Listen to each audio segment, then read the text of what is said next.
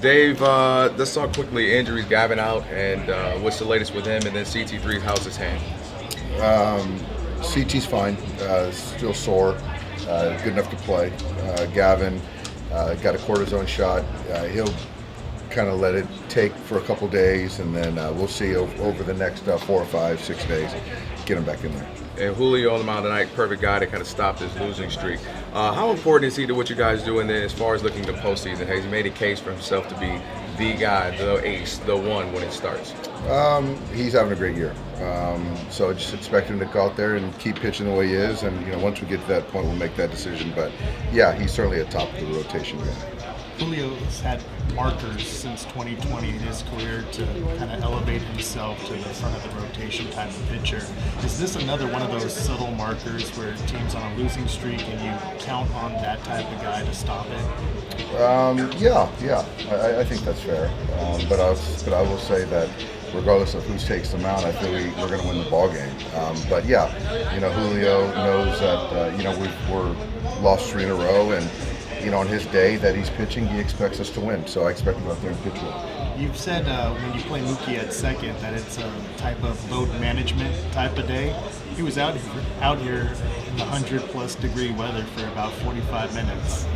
So is that load management in the Mookie world? In the Mookie world, it is. And I think just for him, it's the body, but I think a lot of it is the mind.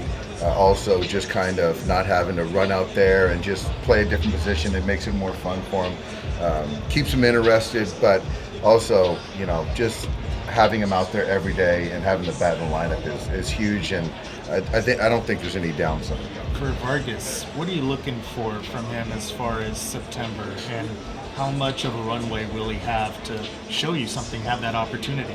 Yeah, I think that certainly with Gavin being down for, let's call it a week, I think that will give Miggy some opportunities. I can see him playing some left field, some third base, some second base, as well as do some DHing. So with Lux, is an IL possible? No, I just think that right now, we could IL him, but it's the day-to-day, but I still believe that it's still going to be the 5-6 days until we're having a conversation about getting him in the lineup. Looking back, is it a situation where maybe you wish you had IL'd him before, or is it healthy and then kind of regressed? I mean, I just think at that point, you just know what you know, and he felt that he was playable, that he could play, and then we got back yesterday or the other night and showed up and said his neck was just in a worse place. So I just don't think it makes a whole lot of sense to say could we have or should we have. Yeah. Well, is this going to be kind of similar to like what JT was dealing with the core stuff earlier this year? You guys just kind of let it ride until he got back? I think that's fair. Yeah. Hey Dave, as far as that last day in New York and the rough game that Gavin had, this like baseball, the everyday sport where one day you can have that type of game and come back and be able to shake it off. Is this injury kind of not ideal for him to kind of marinate on that last game? Gavin has done a really nice job of handling some adversities and turning the page, learning from them, moving forward. But yeah, ideally, you probably want to get back in there, and I don't know if the word is redeem yourself, but you just want to get back out there.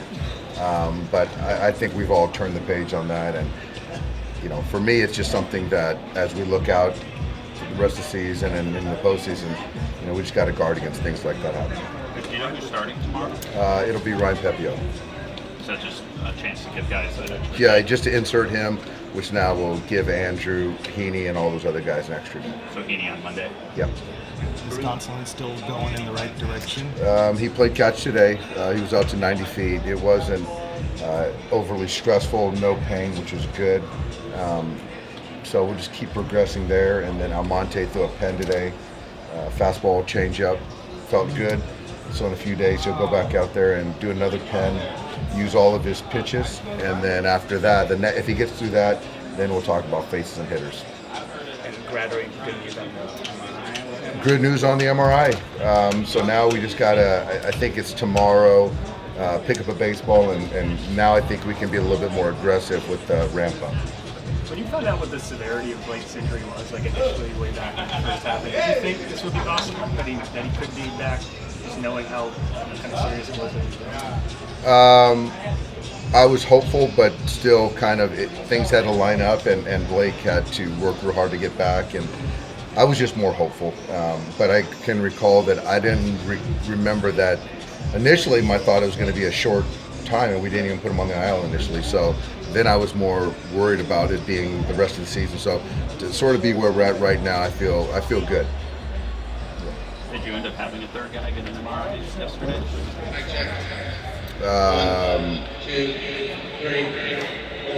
Maybe. Did you get good news on that one or no? The mystery player?